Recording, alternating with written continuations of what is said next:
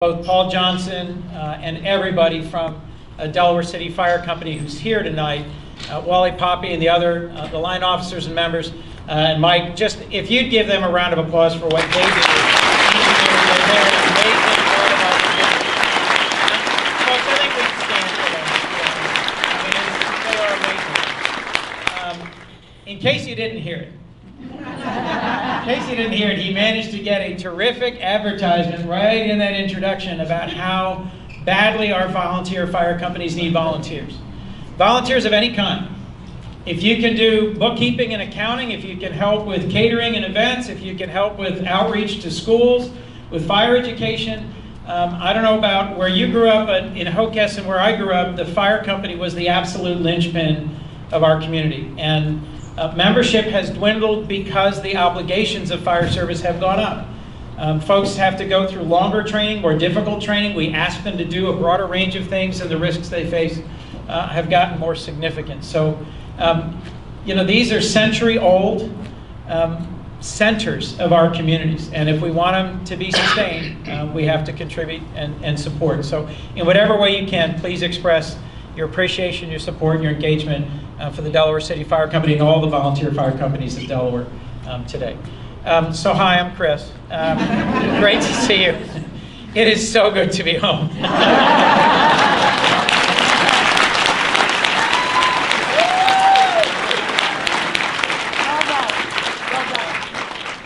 I tell you, I often tell my colleagues that I feel like I commute to another planet. Because, you know, I'm from here, and we do not all agree. We don't all agree even in my own extended family. We don't all agree in my neighborhood. We don't all agree in my church. We don't all agree. But at least we are agreeable. At least we find a way to respect each other. At least we find some way to work things out here. And, you know, as Paul mentioned, we got to know each other at a very hard time in Newcastle County government.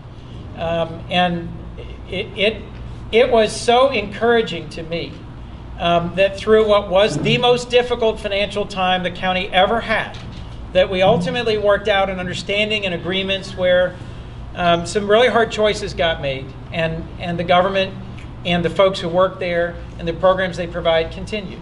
That gave me some sense of confidence that I work for grown-ups, people who know that money doesn't grow on trees, and people who know that if you want great services, we got to pay for them, and people who know that not everybody's going to be happy with everything I do, and people who know that the work of public service, in particular the work of public safety and first responders, but also public servants, is hard work. So thank you.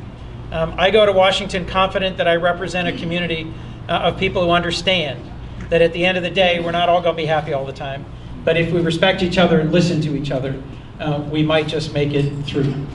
I don't know what you want to talk about tonight. Could be a lot of different subjects. But I'll tell you that there's a lot of good things happening in Washington that you wouldn't know about. So I'm going to tell you two things briefly and then talk about something you may have heard something about in the news, and then just open it up for questions. I'm on 5 committees. I'm on the Judiciary Committee, I'm on the Foreign Relations Committee, I'm on the Appropriations Committee, I'm on Small Business and Entrepreneurship, and I'm on Ethics. Ethics is the only committee that is equally divided between Republicans and Democrats. And sometimes, you know, there is a plan to these things. My first 4 years, I chaired the Africa Subcommittee on Foreign Relations. And this guy from Georgia named Johnny Isaacson, a conservative Republican who took Newt Gingrich's seat. Johnny was my ranking, and we worked together, we traveled together, and we fought for our chickens, because they grow more chickens in Georgia than anywhere else, and we grow more in Sussex County than any county. We went and did some stuff together. And today he's the chairman of the Ethics Committee, and I'm the ranking member. And we have some really hard things we have to work through when some of our colleagues do not great things. And I can't talk about the details, but it really matters that he and I first got to know each other through travel and work together on these other topics. There's this thing called the spending bill. It's the appropriations bill. And this got completely lost in the sauce over the fight on judiciary.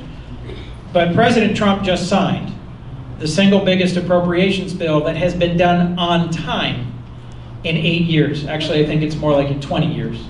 And there's this guy named James Langford. He is a conservative Republican from Oklahoma. And he's the chairman of the Appropriations Subcommittee, where I'm the ranking. So he's number one, and I'm the number one Democrat. And it's called Financial Services and General Government. And I will not bore you with all the details. It's 14 agencies, from the IRS to the FCC to the SEC to the CFTC to the CFPB, MOUSD. All sorts of stuff. It's $23 billion worth of spending. In the 20-year history of this subcommittee, it has never made it out of committee. It's never made it out of the Senate. We made it out of committee. We made it out of the Senate. And James and I disagree on a lot. But we have found a way in 2 years of working together to figure out what I'm just going to give up on, he's going to give up on, what's the stuff that's got to happen for these things to move forward. And it's moving forward. So it is possible for us to do hard things and big things in Washington. And it's easy to miss that at times. Opioids. I hear all the time from people from home that we have a real problem in this country with heroin and opioid addiction, and it is tearing families apart. We have way too many people killed. We have way too many calls for the fire companies and paramedics.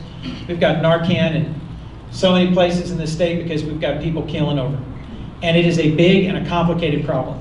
The other thing that got lost in all the other fighting this week was one of the biggest packages, both financially and in terms of authorizing bills, ever to come out of the Senate. It was 60 different bills to try and tackle everything from the DEA and what they're able to find out and know in terms of drug diversion, to how we train physicians, to how prescribing is done, to practices by some of the pharmaceutical companies, to supporting treatment. This is the kind of stuff that is actually getting done. That given what you see on cable, you don't see a lot of coverage. Did anybody see coverage of that? Did you see any coverage whatsoever that we had a multi-billion-dollar huge right, okay, so please look it up if you don't believe me.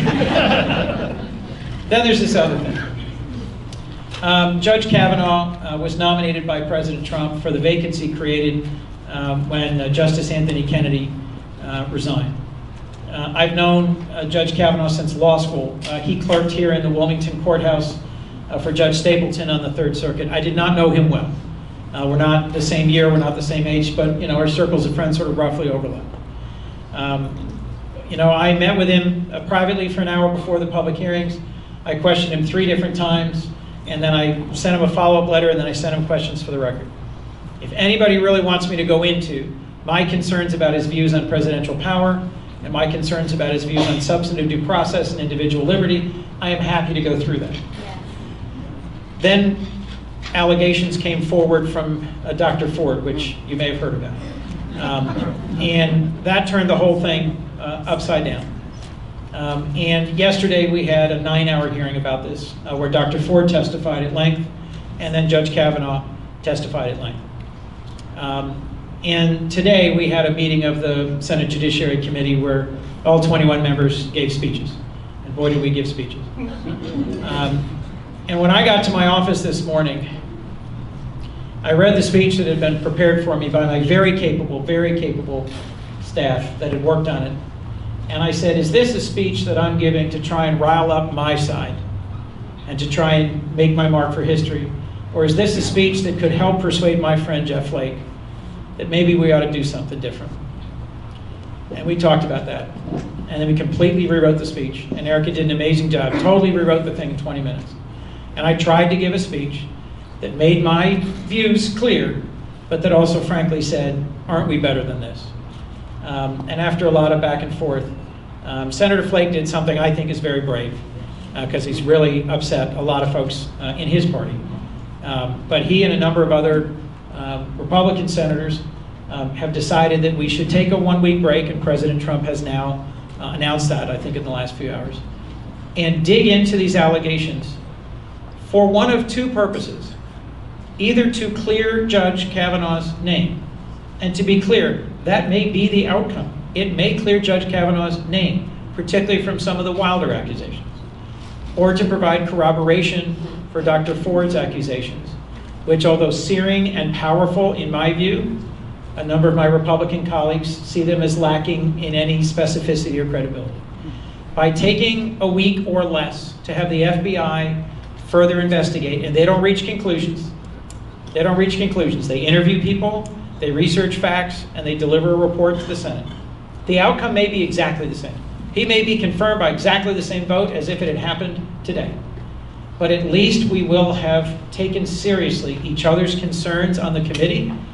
At least we will have heard the folks who've come forward with allegations, and at least we will have given this judge and his family a chance at having some clarification of what would otherwise be a cloud over his name. Let me close by saying this, and then Paul's going to call on people. The thing I utterly did not expect was the number of people who contacted me directly, who texted me, who emailed me, who sent me instant messages, who posted things on Facebook, who I've known, in some cases my whole life, in some cases just since high school or college, in some cases who I didn't know at all, but who are Delawareans, to tell me about their experiences of sexual assault. 5 different women who I know personally communicated with me during the hearing yesterday about their experiences, as young as 5 to as recently as their 30s. Experiences that they have lived with alone in silence for years. And I just have to say this, there is an ocean of pain in this country that we need to find an appropriate way to respond to and deal with. I respect those who are concerned about due process and making sure that allegations that are brought forward are treated fairly and are investigated. And that was why my discussion with Jeff. But we also have to recognize that there is a whole lot of pain in this country that has gone on, and we have to change the way that we raise our sons and daughters, and the way we treat each other, and the way we respect each other. If what you look to the Senate for is respect and maturity, thoughtfulness and decency, I'll tell you, we have failed in recent days. The way we've accused each other of absolutely everything under the sun is not very becoming of the Senate of the United States. Some of you might have heard me say today, you know, Joe Biden was quoted a lot the last 24 hours. I frankly think he was quoted out of context and misquoted, but you know what? What he was saying was the FBI doesn't reach conclusions, they investigate details. One thing he said to me when I first started, you can always question another senator's policies, you can always question another senator's priorities, but you shouldn't be challenging another senator's motivations. And both sides, we have been tearing each other's motivations up. And that makes it impossible to work together. If we can't hear each other and we can't respect each other, we can't work together. I am sure there are folks here tonight who are very upset at me, who are very disappointed in the things I stand for, who disagree with the votes I cast. You are welcome. I appreciate your being here. I will do my best to give you an honest and forthright answer. There may be others who are happy with the votes I cast or with the ways I work. Thank you for coming out. I will do my best to answer every question you've got. But there's one other thing I want to make sure I've recognized before we go any farther. One of the great joys of my work is that I get to work hard for you on issues that come up day in and day out. Social Security, immigration, VA, Medicare, Medicaid, federal stuff. And I get reports every single week from Krista Brady, William Pendergrass, yes. Krista Brady, and we've also got just some wonderful people, Desiree Burrett and Elena Sussman in the back. And I've got a table back here. If you've got a constituent concern, if there's something that you think we could be helpful with, doesn't have to be federal. If it's state or county or local, we'll work with your great state senator, we'll work with the county, or we'll work with the governor, we'll try and find a solution. But that's what gives me joy in this work. Every single week, Krista shares with me stories of things where you can't believe they screwed it up this much. You know, these stories of, you know, this, like a widow whose husband passed away, he was a veteran, she was entitled to VA survivor's benefits, and she's applied, gets a letter back, and I'm not picking on the VA. Just, you know, one example. And they get it exactly wrong, and they send the benefits to the wrong people, and they finally call us after 6 months of trying, and she and Brendan and Elena are able to sort it out in a week. We can't do magic, but if you've got a frustrating problem with a federal agency, please let us help, because nothing helps me like knowing we're actually able to do some small good thing for you. Thanks for a chance to be here. Paul's going to call on folks. We've got some microphones for the crowd. Let's have a great conversation. Appreciate it.